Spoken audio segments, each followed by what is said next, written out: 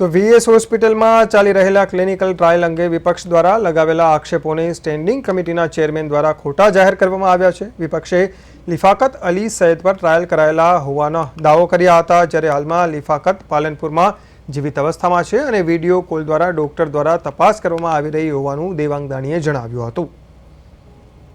કોંગ્રેસના કોર્પોરેટર દ્વારા જે આક્ષેપ કરવામાં આવ્યો હતો ક્લિનિકલ ટ્રાયલની અંદર, તો જે વાત કરવામાં જે બે વ્યક્તિના નામ કહેવામાં આવ્યા હતા એની અંદર વાત કરવામાં આવે તો રિફાકત અલી સૈયદ વાત કરીએ કે વાત કરવામાં આવી હતી રૂબરૂ અને વોટ્સએપ કોલ દ્વારા આપણે વાત કરીએ કે ડૉક્ટર દ્વારા, પરિણામે હાલ આ પાલનપુર ખાતે પોતે જીવિત અવસ્થામાં છે। આમ સત્યથી ટોટલી આ વિપરીત આક્ષેપ છે, ખોટા આક્ષેપ છે।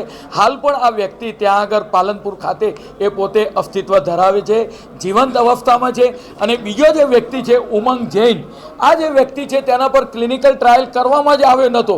એ પોતે વાસ્ક્યુલર વાત કરવામાં આવે કે જે બીમારીથી છે એ બીમારીથી પોતે પીડાતા હતા, વાસ્ક્યુલર લાઇટિસ નામની બીમારીથી પીડાતા હતા। વર્ષોથી આ બીમારી હતી અને આ બીમારીને કારણે તે લોકો એમનું વીએસમાં સારવાર હેઠળ હતા અને આ બીમારીને કારણે અવસાન થયું હતું।